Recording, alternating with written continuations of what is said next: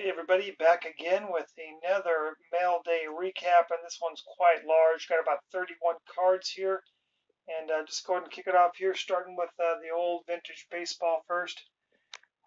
Nice 1959 Topps Willie Mays All-Star and excellent at 6. Couple 1960 Topps cards highlighted by a Hall of Famer Nellie Fox there. He got the number 100 card, coming off that 1959 MVP year. Another beautiful 61 Willie Mays. The interesting one on this is it doesn't show an emblem on his cap. That's probably because this picture was taken back in 54 because it's commemorating his 54 MVP season, and didn't want to have a New York emblem on the hat. Maybe didn't have the copyright since that team didn't exist anymore. It's excellent at 6. Really sharp looking card. You can see those white dots on it. That's what's holding this thing back. Still a very clean card. Onto a multiplayer card from 62, Lindy McDaniels and Larry Jackson.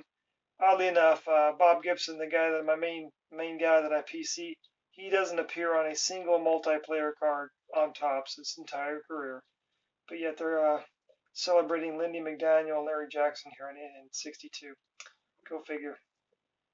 Couple of Brooks Robinson's cards here. If you look vaguely familiar, it's because it's the same image. Good job, Topps, in 63 and 64.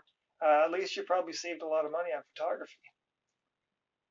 Onto a couple commons from 1965. That Joe Sparma is a high-numbered card from the 65 set. And then wrapping up this first row, a couple of nice near mint 7 commons from the 71 set. Moving down here to a little bit more star power. These Dale team stamps. You know what? I've got a lot of these Dale team stamps. These are the lowest graded ones I've got. I just picked them up for a song, just because I collect Carew, collect Gaylord Perry, to a certain extent Raleigh Fingers, and you know what? When it comes to these in excellent at 6, you really can't tell much of a difference. Maybe that Raleigh Fingers up here in this corner is a little bit of a hanging chad, so to speak, or a rough cut on the corner, but you can't really tell the difference between a 6, 7, 8, or 9 on these things. And then on the last vintage baseball here, the 79 Topps Dave Winfield. To get this in a near mint 8, I mean, it's not expensive by any means, but this card is very difficult to find nicely centered. It's known for centering issues. This one's primary issue, not the centering, but a nice little print dot right there.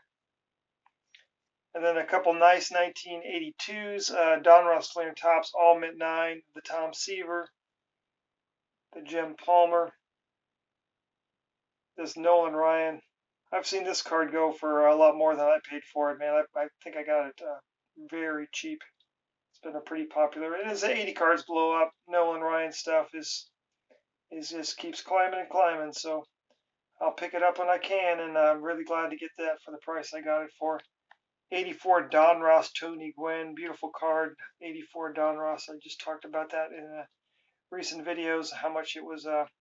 That was the set that I longed for as a boy when I first started collecting. That 84 Don Ross had something magical about it.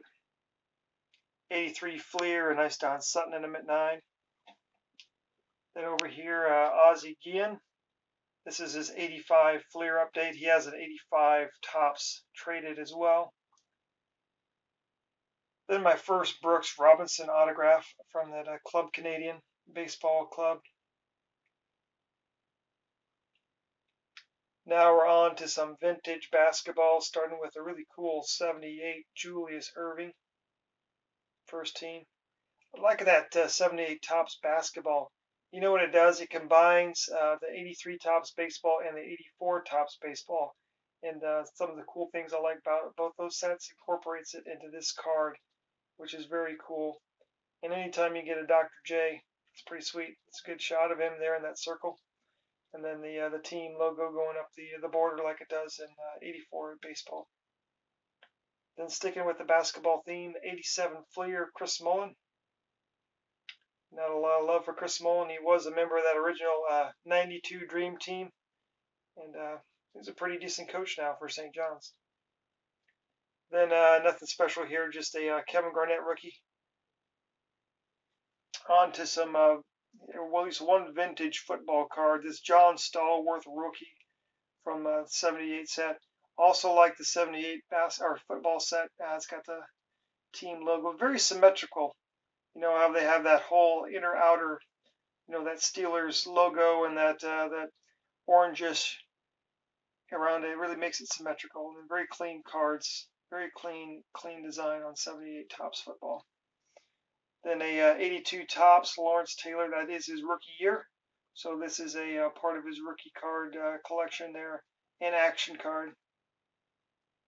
Then a 83 Topps Mike Singletary rookie card and a near mint to mint 8.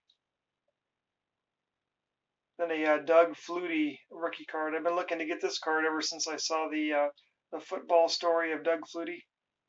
NFL Network does those football stories, and I watch his. It's pretty cool. Kind of the underdog, He's just all he's ever done is produce everywhere he's been, college, the pros. Really underappreciated guy just because of his size. And then the ultimate gunslinger, Brett Favre. There in a near mint to mint 8. Cool card here. Showing him as that second round draft pick for the Falcons. What were they thinking letting him go? Goodness. And then over here, just a random card here. This 54 Power for Peace. It's showing an F-84, old Air Force fighter jet, and all the ordnance and fuel tanks, externals it could carry. Back in the day, Bowman and Topps would do these random sets, just commemorating, it was the Cold War era, commemorating the military, etc. So it's kind of a neat nostalgia piece for me, a military member. But that is the 31 card recap here for the last 10 days or so. Hope you enjoyed it, everybody. Once again, appreciate your posts and comments, and I'll talk to you again soon.